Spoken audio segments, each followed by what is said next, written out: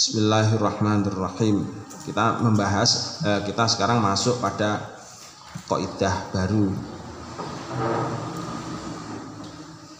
Sebenarnya kemarin itu ada yang belum dijelaskan tentang masalah far'un qata'a syahsun husnan wa wasalahu bisyajarati ghairihi fa thamratul husnil limalikihi la limaliki syajarati.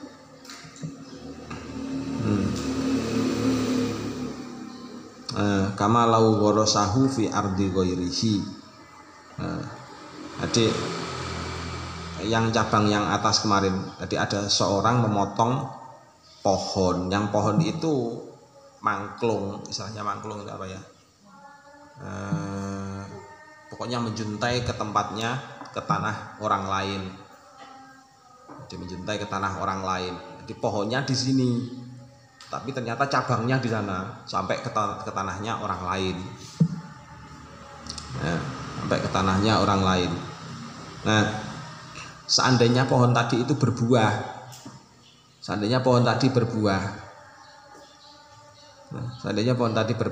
buahnya itu haknya siapa?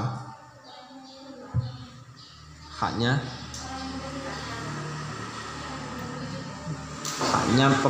pemilik pohon. Yang di situ haknya pokoknya pohon apa haknya pemilik tanah? Jadi haknya termasuk haknya pemilik tanah.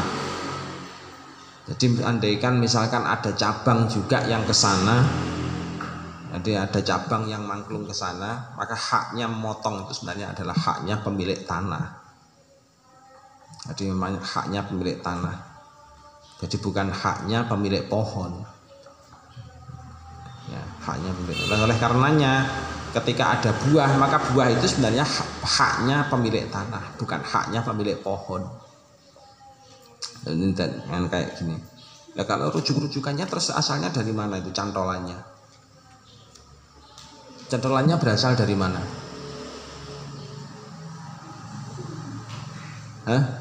Cantolan hukumnya itu kok kita bisa memutuskan bahwasanya buah yang mangklung ke sana tadi itu kok buahnya pemilik tanah, haknya pemilik tanah, kok bukan haknya pemilik pohon.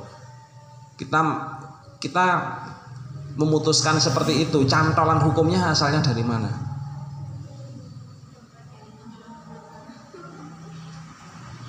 Ya seolah-olah orang yang punya pohon tadi itu pinjam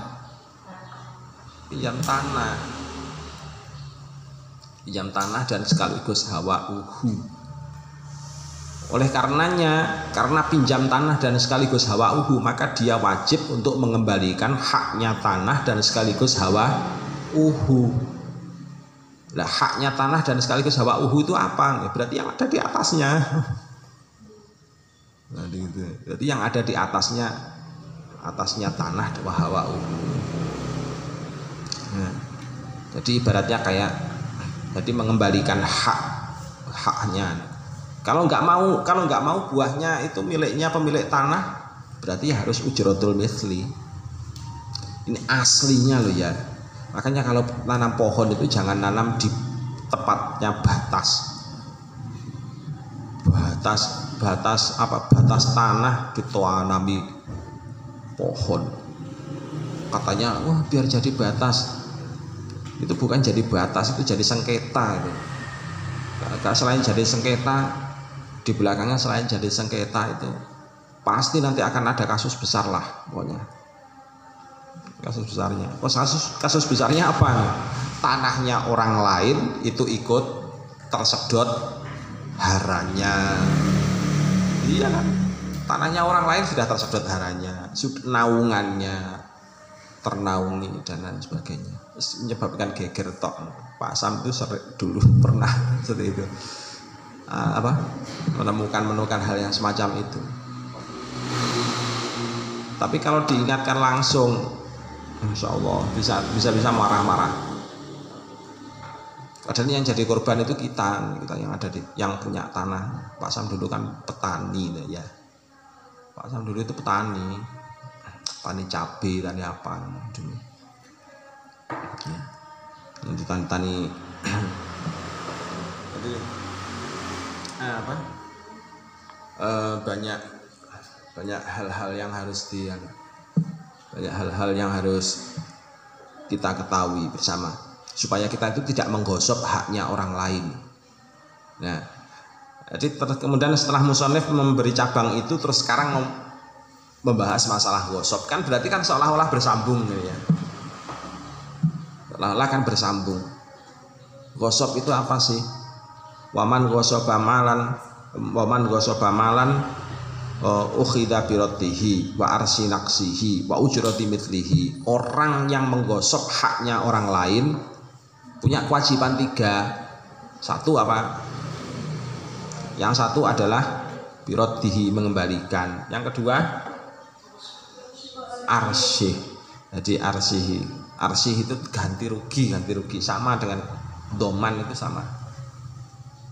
Tapi istilahnya tambel, dan itu biasanya berupa uang. Jadi dirupakan berupa uang biasanya kalau arsun.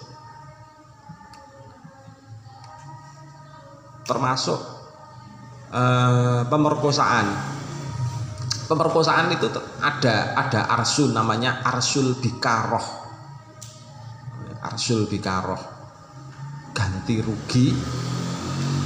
Ganti rugi keperawanan, ada itu. Kenapa kok sampai muncul arsul bikaroh? Ya disebabkan karena sama dengan menggosok kan, menggosok.